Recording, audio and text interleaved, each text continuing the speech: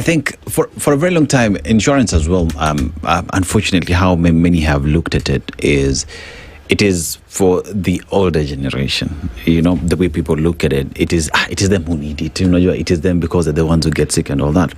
But here then we're being told, when you talk about whole life plan, the younger you are and the earlier you start, the more affordable it is for you, because then you will pay less for a very long period of time, as opposed to when you're getting in there at an advanced age, you pay more, and even the benefits might just be less as compared to a person who's getting there. So one then asks the question, talk to us on the need of starting early and the benefits you get for doing that. Okay. All right.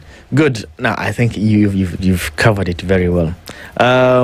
For insurance types which depend on your health, like life insurance and health insurance, the younger you are, the cheaper your premiums are. Yeah. For the simple reason, not even because you'll pay for a shorter period, it is because youth confers you with the benefits of long life. And you're quite fit. Yeah. Yes. So the likelihood of you passing on, besides an accident, due to poor health, are very low. Okay. So the likelihood of you passing away because of poor health is very low. So even when we, as actuaries, look at the mortality graphs, young people are down here. As you grow older, things change significantly. So that is the main reason why. And if you start young and you are saying only pay for 10 years, so the 20-year-old or a 30-year-old who pays for 10 years still is comparable to the premiums will be paid by a 50-year-old who needs to pay for 10 years are significant. Could be three times the value of a whole life product. Yeah. Yes. And even when you talk about that, when you talk about the 3% interest that grows over time, so if you finish at, say, start at 20, by the time you're 30, the 3% will carry through the entire time. Yes. In fact, you'll realize the impact of compound interest at 3% is amazing. 3% sounds low, but at 30, if it's 20 million, if you live to 80, it could end up being 100 million. Okay.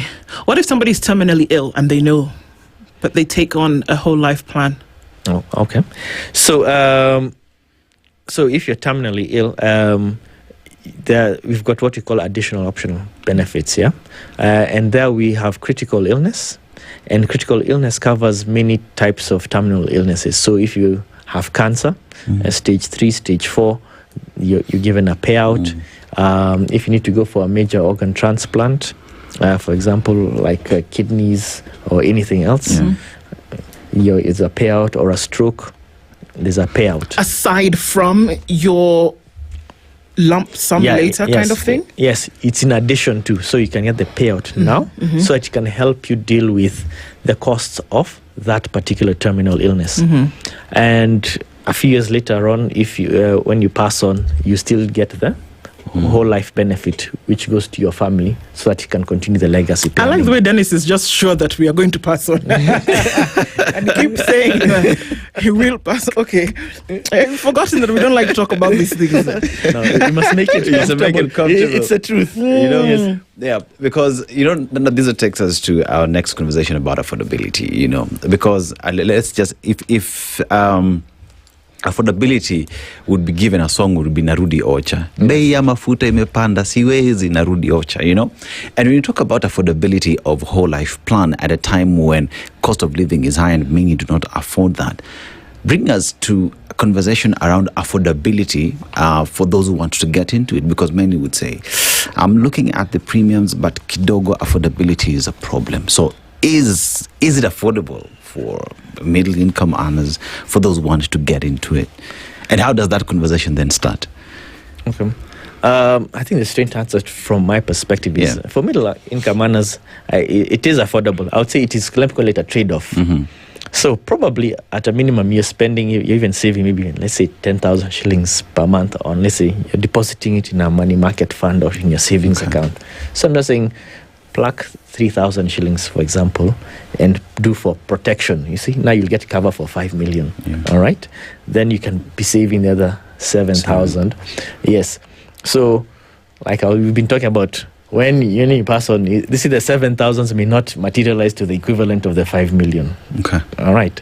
So even if it's 10 years or 20 years from now, the 7,000, even if you're earning 10, 12%, may not make it to the 5 million. Okay. Okay. So it is important to now think about what are the trade-offs you can make even within your current financial planning framework that you do have. So not necessarily eat into your money for food and fuel. Yes, just reprioritize. Okay. So, does it matter the number of beneficiaries that you have? Or are some of those things taken into consideration to help you then realize or say, this is how much? And what the actuaries, the folks who are looking at the numbers and making the predictions and all of this, do they say, well, this is what you need? Or is it completely based on what you're doing now? Because maybe somebody's taking this and they've got one child today, and then during that 10-year or how many ever year period of the term, they have another child. How do you then deal with the science, or is it meant to take care of predictions with your current situation? Thank you for that.